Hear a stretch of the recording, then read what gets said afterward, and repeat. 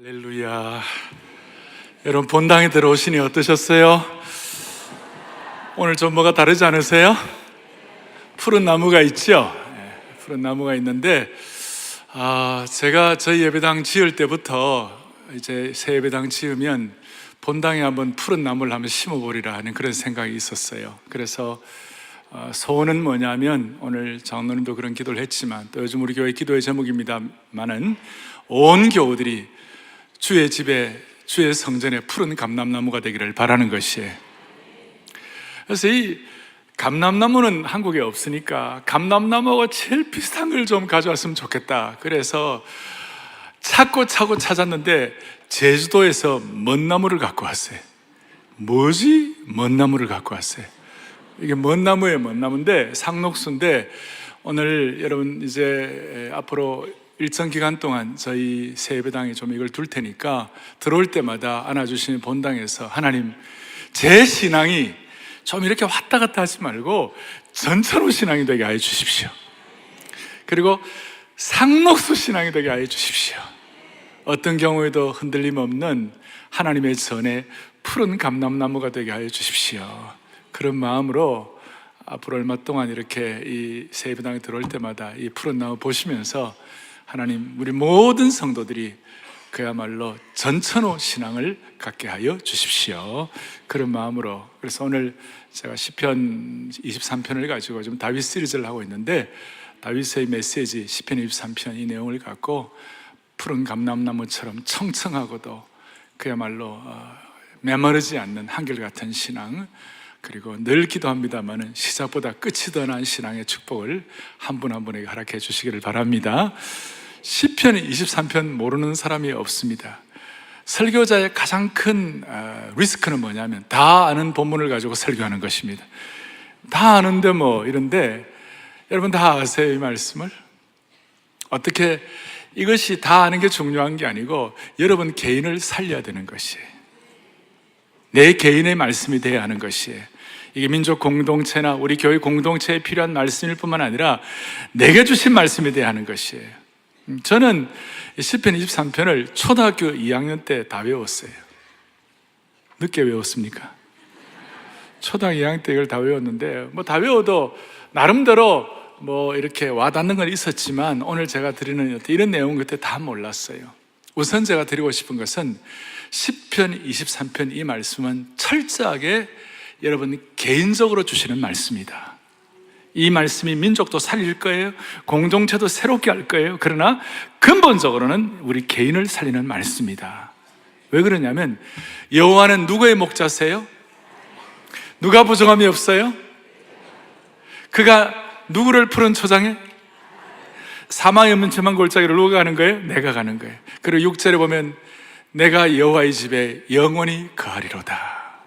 그래서 시편 23편을 보면, 우리 한국 개역 개정판과 그 다음 우리 영어판에 보면 이 I, me, 내가라는 말이 14번 나와요.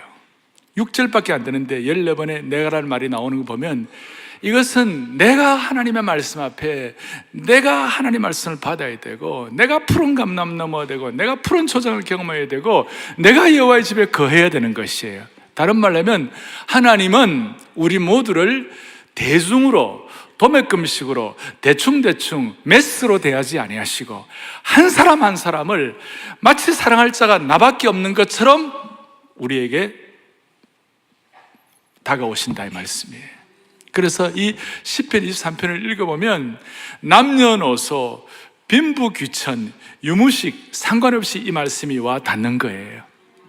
시골에 무학한 할머님들, 공부를 못한 할머님도 이거 딱 읽으면 무슨 말인지 딱 와 닿는 거예요. 성령께서 은혜를 주시면. 대답 안 하실 거예요. 그리고 저 대학 연구실의 석박사, 그리고 교수님들도 딱 이것이 와 닿는 것이에요. 저 거대한 기업의 고용주도 이 말씀이 무슨 말씀인지, 기업을 운영하면서 어떤 것인지를 와 닿는 것이고, 일용직 노동자들, 하루 품팔이 노동자도 이걸 딱 읽을 때, 이 매일매일의 이 고단한 삶의 현장 가운데서도 하나님이 내 목자 되시구나, 내 목자 딱 와 닿는 것이에요. 그리고 나의 80, 90 어른들도 한 생애를 살아가면서 이 말씀이 무슨 말씀인지 와닿는 것이고, 그리고 10대도 이 말씀이 뭔지를 깨달아 알 수가 있는 것이 이 말씀이에요. 다윗이 기록한, 3000년 전에 기록한 이 말씀이 지금 내게 와닿는 것이 얼마나 신통방통인지 몰라요.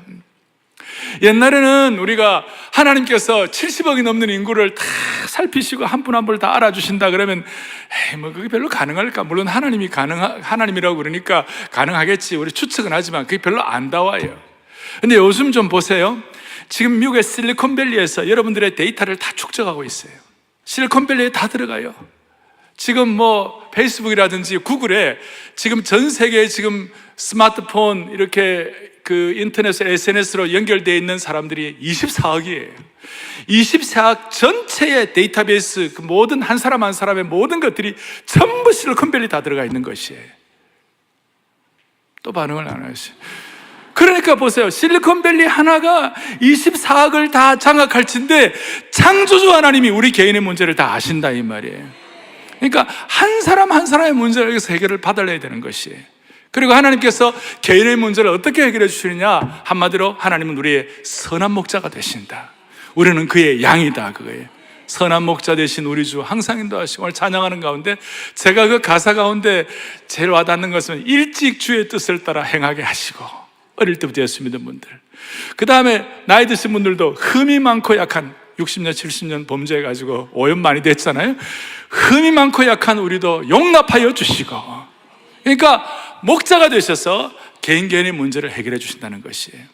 그런데 목자와 양의 관계를 말씀할 때 우리가 이 시편 23편에 대한 설교를 많이 듣고, 목자는 양은 방향 감각이 없다, 양은 뭐 이런 여러 가지 얘기하는데, 양의 특징 가운데 하나가 뭐냐면, 제가 말씀을 준비하면서 내가 깜짝 와닿는 것이 뭐였냐면요, 양은 뒤집어지면 못 일어나요. 양은 그냥 뒤집어지면 네 발을 들고 하늘을 향하여 등이 땅에 닿아가지고 이렇게 어떻게 할 수가 없어요. 많은 동물들은 뒤집어져도 다시 일어날 수 있는 복원 능력이 있는데, 이 양은 뒤집어지면 못 일어나는 것이. 그냥 뒤집어져가지고 애처롭게 그냥 울기만 하고 네 발을 들고 매 이렇게 하다가 어찌할 바를 모르는 거예요. 양의 가장 큰 약점 중에 하나가 자기 스스로 일어날 수가 없는 거예요. 그래서 네 발이 허공에 들려 있으면서 일어나기 위해 미친 듯이 버둥거리지만 어쩔 도리가 없어요. 그 버둥거리면서 저희들이 이해하는 입장에서 그의 무능력과 좌절감에 빠져가지고 발버둥 치면서 뒤집혀진 상태로 계속 있는 것이, 만약 목자가 빠른 시간 내에 현장에 도착하지 않을 경우에 그 양은 죽게 되는 것이.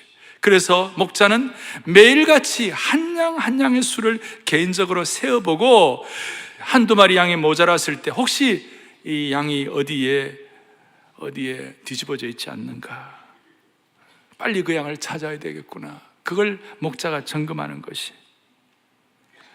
사랑하는 교우들이요, 오늘 우리 인생에 뒤집어져 있는 상황, 내 힘으로 어떻게 할 수 없는 분들, 해도 안 되고, 두 발 가지고 네 발 가지고 이렇게 해도 안 되고, 어떻게 안 되는 분들에게 주님이 회복의 능력을 주시기를 바랍니다. 저는 오늘 이 말씀을 준비하면서, 하나님, 그야말로 뒤집어져서 어찌할 바를 모르는 성도들에게 참다운 회복을 허락하여 주십시오. 그래서 시편 23편은 회복되어야 할 사람들을 향하여, 슬피 우는 자들을 향하여 하나님께서는 슬피 우는 자들에게, 개인에게 위로를 주시고, 연약한 개인에게는 능력을 주시고, 불안한 개인에게는 평안을 주시고, 절망에 빠진 개인에게는 소망을 회복하게 하시는 말씀인 줄로 믿으셔야 되는 것이. F.B. 마이어라는 신실한 신학자가 이런 고백을 해. 시편 23편은 인생의 험한 등산길의 휴게소가 될 수가 있고, 타는 뜻한 대낮에 피할 수 있는 서늘한 동굴이며, 고요하고 거룩하게 묵상할 수 있는 정자가 될 수 있고, 곤비하고 힘이 없고 무거운 짐을 진 인생 개인의 평온한 안식처가 될 수 있고, 무엇보다도 내 개인의 영혼의 지성소가 될 수가 있을 것이다. 오늘 이 영혼의 깊은 지성소를 말씀의 깊이를 통하여 경험하기를 바랍니다. 이걸 위하여 오늘 몇 가지를 정리를 하겠어요. 첫째, 시편 23편이 내게 개인적으로 내게 와닿고, 어떨 경우에는 뒤집혀진 인생도 바로잡혀지게 하는 그 이유가 무엇인가? 3절에 이렇게 나와 있어요. 주님께서는 뭘 소생시킨다고 그랬어요? 영혼을 소생시키신다. 여기 아주 중요한 뜻이 내포되어 있어요. 그냥 내 영만 소생시킨다면 좋겠는데 그게 아니라 내 영혼을 소생시킨다 그랬어요. 영이란 말은 히브리어로 르아흐란 말이고, 영혼이란 말은 네페시란 말이 히브리어인데, 영이란 것은 그 하나의 어떤 영적인 부분, 하나의 부분적인 것으로 얘기할 수 있지만, 영혼은 부분이 아니라 내 전인격, 전체, 내 삶 전체에 토탈, 내 모든 내 영과 몸과 마음과 지성과 내 정서와 전체를 다. 그래서 주님은 우리의 안과 밖 전체를 회복시켜 준다. 전인격적인 것을 회복하게 하여 주신다. 저희 교회 제자훈련 용어로 말하면 온전론, 온전한 사람 만들어요. 내 의식, 지성, 생각, 정서, 말하는 것, 행실, 인간관계, 모든 것들에 대해서 회복을 시켜 주신다. 사랑하는 교우들이여, 이런 면에서 내 영혼을 소생시킨다는 것은 오늘 21세기판, 오늘 이 귀한 이날, 하나님께서 여러분들에게 늘 말씀하는 대로 새 마음과 새 영과 새 몸을 회복시켜 주신다, 그렇게 믿으셔도 되는 것이에요. 왜 그런가 하면, 우리 가운데 겉으로는 잘 나가는 것 같고 겉으로는 다 성공한 것 같은데 사실은 가정적으로 어렵고 자녀들에게 배신을 당하고 심지어 대인 기피증이 있는 분도 있을 것이에요. 겉으로는 잘 나가는 것 같은데 더 이상 즐거운 일도 없고 창의력도 바닥을 드러내고 열정에 솟구치지 않는 그런 분도 있을지 몰라요. 어떤 사람들은 우리 가운데 육신이 어렵고 육신이 만신창이화되고 수많은 스트레스 때문에 우울증을 갖고 호흡이 곤란하고 불면증에 생기고 심장의 박동수가 불안하고 심신세약을 경험하고 인생의 파멸의 순간까지 갔던 그런 분들도 있을지 몰라요. 그런데 하나님은 그런 분들의 영혼을 네페시, 전인격적으로 소생시켜 주신다, 그런 뜻이에요. 조금 더 들어가면 우리의 몸까지도 주님이 필요하면 회복시켜 주신다, 그 말이에요. 시편 41편 3절에 보면 다윗이 이런 고백을 합니다. 오늘 23편의 저자인 다윗이 이렇게 고백합니다. 함께 보죠. 여호와께서 그를 병상에서 붙드시고 그가 누워있을 때마다 그의 병을 고쳐주시나이다. 아멘. 지난주에 어떤 분이 미국에서 저한테 이메일이 왔어요. 목사님, 우리 엄마가 사랑의 교회 순장 출신인데 지금 암 3기 돼가지고 너무 어렵고 어떻게 회복이 안 돼가고 이제 얼마 남았는지도 몰라요. 목사님, 병상을 한번 신방해 주세요. 그래서 제가 화요일 밤 늦게 서울대학병원에 신방을 가면서 제 마음에 다른 소원이 없었어요. 내 양은 나를 알고 내 목자는 나를 아나니 그 선한 목자 되신 하나님 안에 있는 영원한 생명을 빼앗을 자가 없느니라. 하나님 아버지, 이 영혼을 불쌍히 여기시고 필요하면 오늘 다윗이 고백한 대로 그의 병을 고쳐주시나이다. 도와주십시오. 무슨 말인가? 비록 만성적인 질병이나 장애를 가진 사람이라 할지라도 그 나름 그 한계 내에서 육신의 온전한 회복을 주신다는 뜻이에요. 다시요, 비록 만성적인 질병이나 장애를 가졌다 하더라도 그 나름 새 힘과 새로운 생기와 영혼의 소생을 주신다는 것이에요. 저는 이것이 얼마나 감사한지 몰라요. 여러분, 오늘날 한국에 명의들이 많아요. 그런데 아무리 명의라도 우리의 몸 전체를 전인격적으로 회복시켜 줄 수가 없어요. 세상에 대단한 의사라 할지라도 고치는 것은 일부분이에요. 그런데 하나님은요, 일부분을 고치는 것이 아니라 내 영혼, 내 온몸, 내 전인격을 다 회복시켜 주신다는 것이에요. 저는 이것이 얼마나 감사한지. 하나님이 왜 우리의 전인격을 회복시켜 주실 수가 있어요? 하나님 우리를 창조하시기 때문에 그래요. 하나님 우리를 다 아시기 때문에 그래요. 하나님은 저와 여러분의 매뉴얼을 갖고 계시는 것이에요. 그래서 주님은 우리에게 영혼을 소생시켜 주시는 것이에요. 토요비전 새벽에 나와가지고 주님을 찬양하는데 거룩하다 만군의 여호와 하나님, 그 영광이 온 땅에 충만하시도다. 그 응답이 온 땅에 충만하시도다. 그 치유가 온 땅에 충만하시도다. 이런 찬송을 눈물로 찬송을 하는 가운데 갑자기 마음에 확신이 되는 거예요. 하나님 아버지, 우리 성도들 가운데 필요하면 온 몸과 온 몸의 온 인격의 치유와 회복을, 영혼의 회복을 주실 줄로 믿습니다. 그래요. 할렐루야. 사람이 할 수 없는 것을 하나님이 하실 줄을 믿습니다. 할렐루야. 할렐루야. 그래서 이것이 얼마나 귀한지, 다윗은 1절부터 3절까지는 하나님을 여호와 하나님으로 3인칭으로 불렀는데 4절, 5절에 주님이라고 하는데 영어로 보면 you, 당신이 2인칭으로 불렀어요. 이것이 너무나 감사해서, 내 영혼을 회복시켜 주시는 주님은 나에게 인격적인 당신이십니다.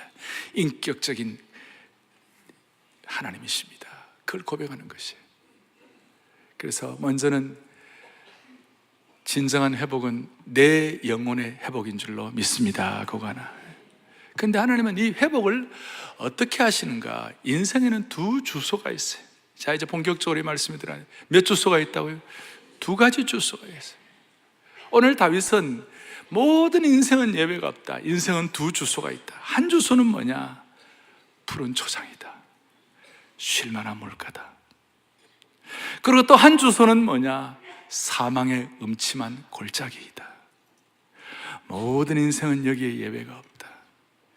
다윗이 그의 생애를 살면서 고백할 수 있는, 그야말로 다윗은 목동으로서 푸른 초장도 알고, 아둘람 굴에서, 엔게디 굴 속에서, 음침한 골짜기에서 사울 왕의 죽음의 창날을 피해 다니는 그 어려운 인생의 그 골짜기, 그러면서 하나님 앞에서 푸른 초장과 사망의 음침한 골짜기가 인생의 두 주소인 줄 알았어요. 그리고 어떤 인생도 푸른 초장만 계속 있는 인생도 없고, 어떤 인생도 사망의 음침한 골짜기만 있는 인생이 없어요. 또 어떻게 보면 푸른 초장이라고 할 수 있는 것이 사망의 음침한 골짜기일 수도 있고, 영적으로 보면 또 남들이 볼 때는 사망의 음침한 골짜기를 하더라도 그것이 쉴만한 물가, 푸른 초장이 될 수도 있다는 것이에요. 인생의 두 주소예요.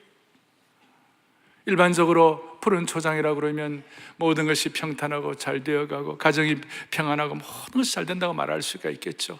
공동체로 말하면 부흥하고 공동체의 은혜가 넘치고, 민족적으로 말하면 압축 성장을 하고 잘 되고 이렇게 될 수가 있겠을 것이고, 한국은 언제 국가적으로 이런 민족적 푸른 초장의 선지는 제가 잘 모르겠습니다만 나름대로 어느 시기에 좀 있었을지 몰라요. 미국 같은 경우는 60년대가 푸른 초장의 시기였어요. 곳곳마다 아름다운 시기였어요. 근데 사망의 골짜기는 뭐예요?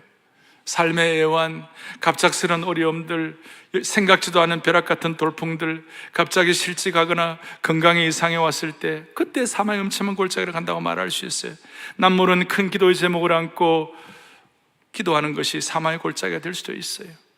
교회적으로는 이해할 수 없는 어려움을 당할 수 있는 것이고, 민족적으로 말하면 우리 한국은 19세기 말의 고통들, 우리나라에서 펼쳐진 러일 전쟁, 청일 전쟁, 일본 식민지 시대, 해방 이후의 고통, 6.25 전쟁, 지난 수십 년 동안의 어려운 질곡들, 다 어떻게 보면 민족적으로 사망의 음침한 골짜기가 될 수가 있는 것이에요. 그래서 모든 민족이나 공동체나 특별히 개인, 이 두 곳을 왔다 갔다 하는 것이에요. 단지 기간이 다를 뿐이고 강도와 수준이 다를 뿐이에요. 미국의 19세기 사상가이자 신실한 크리스천 시인이었던 랄프 에머스는 인생은 황홀한 기쁨이다, 아마 푸른 초장을 얘기하는 것일 것 같아요. 그런데 동시대에 살았던 러시아의 19세기 대표적 크리스천 문호였던 도스토예프스키는 인생은 고통과 공포이다, 한쪽은 황홀한 기쁨인데 한쪽은 고통과 공포예요. 두 사람은 거의 같은 시기를 살았지만 한 사람은 인생의 황홀한 기쁨으로 했고 한 사람은 인생을 고통으로 얘기한 것이, 이 두 사람의 말 가운데 누구의 말이 더 다가올지 본인의 처한 위치에 따라 달라질 것이에요. 에머슨의 말도 도스토예프스키의 말도 다 맞아요. 두 사람은 삶이라는 같은 동전의 서로 다른 면을 말했을 뿐이에요.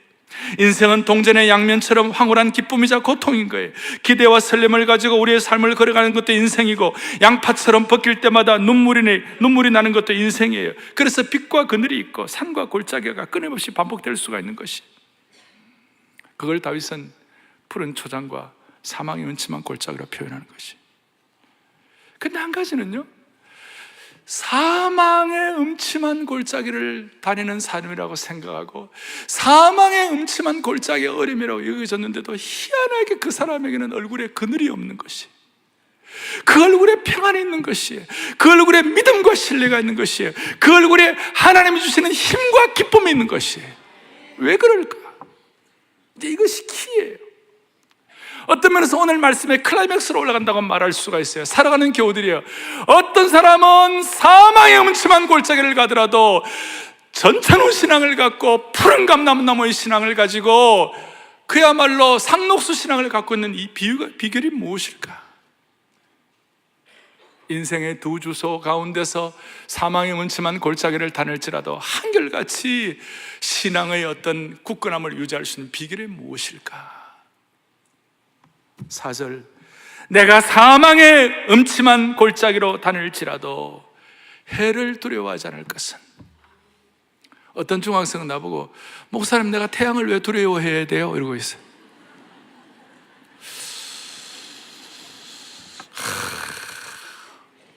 또 하나님이 내게 상을 주시니 감사해요 그러더라고. 5절에 내게 상을 차려주시고. 그래서 이거 상이라는 것은 테이블, 음식을 말해주시는 건데, 썬이 아니고 이거는 인생에 고통을 주는 것, 인생에 해꾸지를 당하는 것, 그런 뜻이죠.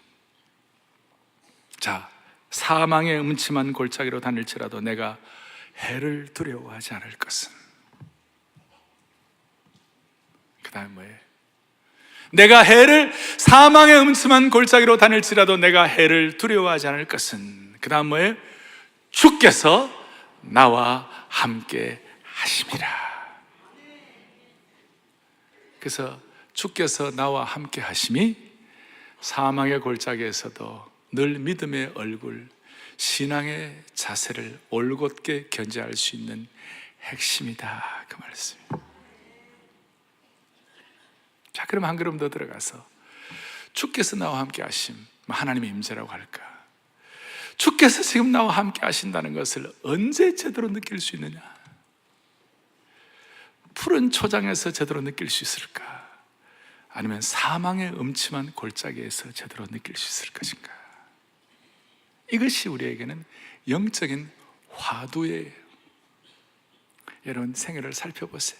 여기는 젊은 분도 있고 연세 드신 분도 있는데, 여러분 언제 내가 하나님이 나와 함께 하심을 절실하게 느꼈어요? 내 가정이 너무 잘 되고, 내 사업이 너무 잘 되고, 내 자식 너무 잘 나가고, 내 건강이 너무 좋고, 그럴 때 주님이 나와 함께 하심을 더 절실히 느꼈어요? 아니면 내가 좀 어렵고 힘들고 남들이 볼 때 좀 골짜기를 지난다 할 때 그때 더 느꼈어요? 전자예요, 후자예요? 전자. 여러분, 내 가정이 잘 되고, 내 남편이 잘 되고, 내 아내가 좋고, 내 사업이 잘 되고, 모든 거 다 잘 되는데 예수님이 왜 필요해? 왜 필요해? 그래서 세상적으로 너무 잘 나가는 사람은 하나님의 임재를 느끼기가 쉽잖아요. 그래서 조심해야 돼요. 그래서 하나님은 일용 노동자든 최고의 기업의 기업가든 아니면 세상에 어떻게 할 수 없는 힘든 분이든 아니면 대통령이든, 하나님은 항상 그 삶, 그 인격, 그 삶의 골짜기는 반드시 마련해 놓으신 것이에요. 왜냐하면 별로 아멘 안 해도 상관없어요, 이거는요. 왜냐하면 그 골짜기에서, 사망의 골짜기에서 하나님의 임재, 하나님의 함께 하심을 절실히 느끼는 것이에요. 아주 처절하게 느끼는 것이. 그리고 그때 하나님의 함께 하심이 더 진실되고 더 귀한 것이. 늘 평탄하고 늘 좋기만 하면 하나님의 함께 하심이 약해지는 것처럼 부모와 자식 간에도 다 똑같아요. 자녀가 너무 좋고, 자녀가 너무 평탄하고 너무 모든 것이 그냥 잘 되면요, 부모 사랑을 잘 몰라요. 여러분, 자녀가 언제 엄마, 특별히 딸들 언제 엄마? 애 낳을 때 죽을 고생해가지고 아이고야 그럴 때 아이고 엄마 엄마가 그때 제대로 느껴지는 것이. 남자들은 엄마 언제 느낀 줄 알아요? 논산 올려서 가갖고 첫날 저녁 훈련받고 정말 죄송합니다 막 박박 끼고 군대용어로 말하면 뺑뺑이 막 돌고. 여러분, 그럴 때에 부모의 사랑이 느껴지는 것이. 그래서 여러분, 자식을요, 부모의 사랑을 제대로 느끼는 자식을 만들려면 자식들 좀 고생도 시키고 단기 선교도 보내고 어려운 현장도 좀 보내야 돼요. 그런데 어떤 부모들은 부모의 사랑을 스스로 막는 부모가 있어요. 자식을 아낀다고 하면서 오히려 자식도 망치고 자기도 망치는 사람이에요. 어떤 부모는요, 내 자식이 이 귀한 이 금이야 오기야 키운 이 자식을 어떻게 군대를 보내노? 어떻게 이 자식이 군대 가서 훈련한 걸 이 고생을 내가 어떻게 보노? 그러면서 엄마가 논사론에서까지 따라가가지고 그 앞에 전셋집 내가지고 그 앞에서 지키고 있는 부모가 있어요. 자식을 막아요. 자식을 막아. 그러니까 자식이 좀 사망음침한 골짜기를 간다 그랬을 때 그걸 앞에서 막 부모의 심정이 어떻게 도와주고 싶겠지만 그걸 막는 사람이 있어요. 막으면 안 돼요. 자식이 자식 노릇하고 자식이 부모의 사랑과 은혜를 느끼려면요, 자식은 고생해봐야 돼요. 그냥 할 수만 있으면 저 인도의 뭄바이에 보내가지고 뭄바이의 그 슬럼가에 가가지고 죽을 고생을 좀 해야 돼요. 거기 가지고 그 가난한 사람들 고생을 한 일주일을 보고 나면 다 효자되어 돌아오는 거예요. 어머니, 내가 뭘 좀 할 것이 없나요? 여러분, 제가 한 번씩 얘기하죠. 가난을 겪지 않는 여자의 교양은 뿌리 없는 꽃과 같다.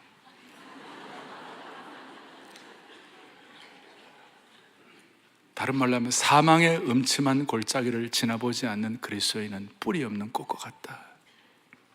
어느 교회든지 100분의 1이 암 환자입니다. 100명이 나가는 교회면 그 중에 1명이 암 환자예요.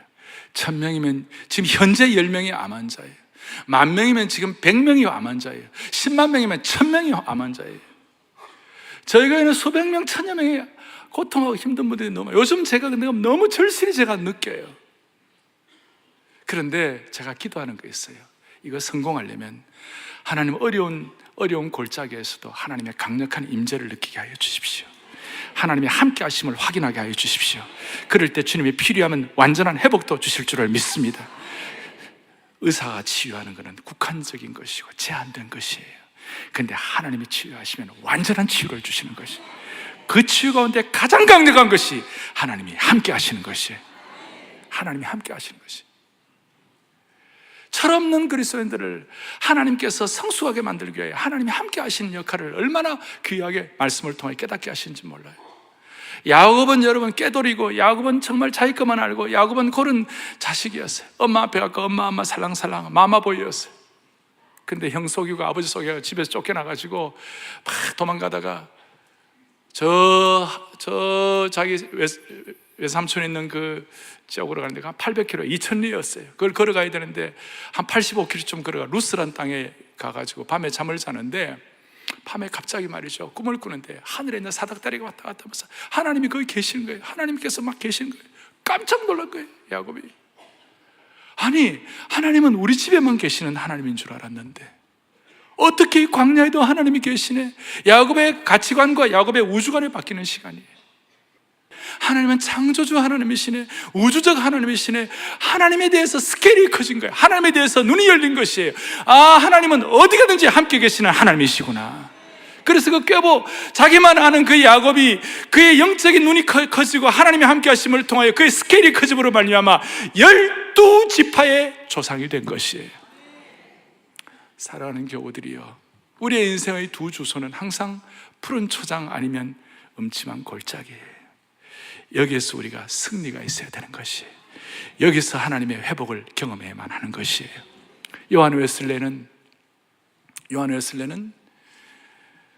영국을 피해 혁명으로부터 구한 사람이에요. 프랑스와 같은 피해 혁명을 하지 아니하고 영국은 명예 혁명을 했는데, 영국에서 가장 사랑받는 사람 중에 한 분이 요한 웨슬레입니다. 그는 수만 번의 설교를 하고 수십만 킬로를 따르며 전도를 하고 영국을 대각성을 갖게 하고, 그런 그도 미국 조지아의 선교사로 갔다가 완전히 그냥 낙심해가지고 영혼 구원 하나 못하고 바보같이 그냥 자격지심 들어가지고 풍랑이는 바닷가에서도 그냥 벌벌 떠는 그런 사람이었어요. 요한 웨슬레, 사망의 음침한 골짜기, 푸른 초장 다 경험했는데요, 요한 웨슬레가 죽기 전에, 임종 전에 가족들을 다 모아놓고 누워있다가 벌떡 일어나가지고 60초 동안 있으면서 뭐라고 그랬느냐, 가족들에게 내가 너희들을 앞에 놓고 임종을 앞두고 마지막 말을 전하고 싶다. 그러면서 60초 동안 벌떡 일어나가지고 뭐라고 했냐, 가장 좋은 것은, 나와 너의, 우리 가족들에게 가장 좋은 것은 정치를 어떻게 하고, 가장 좋은 것은 경제가 어떤 것이 아니라 가장 좋은 것은 하나님이 나와 함께 하시는 것이다. 가장 좋은 것은 하나님이 우리와 함께 계시는 것이다. 그렇게 하면서 다시 누워가지고 하나님 아버지, 내 인생의 가장 좋은 것은 하나님이 나와 함께 하시는 것입니다. 그렇게 하고 임종했어요. 사랑하는 교우들이여, 가장 좋은 것은 하나님이 우리와 함께 하시는 것입니다. 푸른 초장에서 이거 절감하면 더 좋은 일이고, 혹시 사망이 문침한 골짜기가 되어가지고 그런 인생이 되어가지고 하나님이 함께하지 않으시면 살 수가 없어서 하나님의 인생을 더 절감하게 됐다면, 그것은 어떤 경우는 푸른 초장보다도 나을 수가 있는 것입니다. 또 대답을 안 하시네. 더 나을 수가 있는 것이에요. 오늘 주보에 보면 박이준 자매라고 우리 교회 한 자매가, 참 꽃다운 귀한 자매인데, 이 자매에 대한 6페이지에 자매에 대한 얘기가 나와 있어요. 그 박이준 자매가 사망의 음침한 골짜기를 지나면서 해놓은 내용, 이 내용과 그 다음에 우리 지에 자세히 더 나와 있어요. 나와 있는데, 이 박자매는 지금부터 4년 전에 꽃피는 어느 봄에 너무나 잘 준비된 신부였어요. 그리고 신랑은 세브란스 의사였는데, 결혼 이틀 앞에 놓고 음주운전차에 치여가지고 완전히 병원에서 식물인간이 되어야만 했었어요. 완전히 의학적으로 가망이 없다고 했어요. 그런데 1년 내내 병상 생활을 했어요. 완전히 그야말로 사망의 문처럼 골짜기. 근데요, 하나님이 기적적으로 회복시켜 주셨어요. 이거 막 불가능. 그리고 그 1년 뒤에 여러분, 제가 주례를 했어요. 그리고 애 태어나는 것도 안 되는 건데 하나님께서 아기를 주셨어요. 뭐 그 과정은 다 말할 수가 없고, 하나님 필요하시면 이렇게 회복도 하시는 것이. 내가 고마운 거는 신랑이 고무신 받고 안 신고 기다린 것이 너무 내가 고마워서. 지금도 몸에 온전하지 못하고 아플 때가 많지만, 그 이준 자매의 고백은 그거예요. 정말 하나님이 나와 함께 하심을 절감하는 것이다. 그야말로 하나님의 집에 푸른 감람나무가 된 것이. 할렐루야. 자, 이제 정리를 하면, 내가 사망의 음침한 골짜기에서 하나님이 나와 함께 하심을 느끼는데, 하나님의 함께 하심을 제일 절정으로, 제일 최고의 수로 느낄 수 있는 게 뭐냐? 하나님의 집에 푸른 감람나무가 되면 느끼는 것이에요. 우리의 인생의 주소가 푸른 초장이 될 수도 있고, 인생의 주소가 사망의 음침한 골짜기에 대해서 왔다 갔다 할 수도 있지만, 우리의 eternal soul address, eternal, 우리의 영혼의 주소가 뭐냐? 하나님의 집이에요. 여호와의 집이에요. 그 여호와의 집이 우리의 영원한 주소인 줄로 믿으셔야 되는 것이에요. 다윗은 지난번에 도액이라는 이름만 들어도 괴롭고 도액 그랬죠. 그런, 우리가 생각만 하더라도 참 구역질 날 만한 그런 환경, 그런 사람을 만나서, 다윗 자기의 좀 부족함 때문에 85명의 제사장들이 그야말로 칼날에 이슬로 사라지는 걸 보면서 기가 막힌 사망의 골짜기. 그럴 때 다윗이 뭐라고, 어떻게 해결했어요? 저 복수할까? 아니면 내 마음의 한탄을 가지고 평생 어둠 가운데 살아야 하나? 그렇게 하지 않아요. 다윗은 시편 52편 8절에 이런 고백으로 이겨내는 것이죠. 함께 보겠습니다. 그러나 나는 하나님의 집에 있는 푸른 감람나무 같으며 하나님의 인자하심을 영원히 의지하리로다. 아멘. 나는 하나님의 집에 있는 푸른 감람나무가 되겠다. 말씀의 푸른 초장, 또 사망의 음침한 골짜기가 있다 할지라도 내 영혼의 영원한 주소는 하나님의 집에 있는 푸른 감람나무가 될 거야. 이걸 다윗이 고백한 것이. 사랑하는 교우들이여, 오늘 하나님의 집에 있는 푸른 감람나무라는 이 주소가 여러분들의 가장 실제적이고도 가장 현실적이며 가장 영원한 주소가 되기를 소망합니다. 그리고 구체적으로 여호와의 집이 어디일까요? 하나님의 집이 어디일까요? 그것은 바로 우선적으로는 주님의 교회인 것입니다. 영원한 가족이며 영적인 가족인 교회가 하나님의 집이 되는 것입니다. 이건 제가 드릴 말씀이 아니에요. 바울 사도는 이걸 깨닫고 디모데전서 3장 15절에 이런 고백을 하는 것입니다. 보시겠습니다. 만일 내가 지체하면 너로 하여금 하나님의 집에서 어떻게 행하여야 할지를 알게 하려 함이니 이 집은 살아계신 하나님의 교회요 진리의 기둥과 터니라. 아멘. 안아주심의 본당이 하나님의 교회요 진리와 기둥의 터인 줄로 믿는 것입니다. 그리고 안아주신 본당에 있는 영가족 여러분들 한 분 한 분이 걸어다니는 교회이기 때문에 여러분들의 가정과 여러분들의 생애가 하나님의 교회와 진리와 기둥과 터가 되기를 바라는 것이에요. 히브리 기자는 이걸 깨닫고 난 다음에 히브리서 3장 6절에 이와 같이 고백을 하는 것입니다. 그리스도는 하나님의 집을 맡은 아들로서 그와 같이 하셨으니 그 다음 우리가 소망의 확신과 자랑을 끝까지 굳게 잡고 있으면 우리는 그의 집이라. 할렐루야. 그리스도가 하나님의 집일 뿐만 아니라 오늘 10편 23편의 이 말씀을 우리가 개인적으로 고백하면 내가 여호와의 집에 영원히 거하리로다는 확신과 소망을 갖게 될 때 우리 자신이 여호와의 집이 되는 것입니다. 좀 더 구체적으로 말하면 여호와의 집에 푸른 감람나무가 되는 것입니다. 사랑하는 교우들의 말씀을 정리하겠습니다. 우리는 푸른 초장을 지날 때도 있고 사망의 음침한 골짜기를 지날 때도 있습니다. 그런데 우리 옛날 복음성가 가사 가운데 나의 등 뒤에서 나를 도우시는 주 기억하십니까? 그 가사 가운데 뭐라고 되어 있나 하면 평안히 길을 갈 때 어떻게 된다고 그랬죠? 아이고 기가 막혀. 평안히 길을 갈 때는 보이지가 않는 거예요. 그런데 지치고 고나여 넘어질 때면 뭐예요? 다가와 손을 내미시는 거예요. 희한한 일이에요. 이게 하나님의 함께 하시는 것이.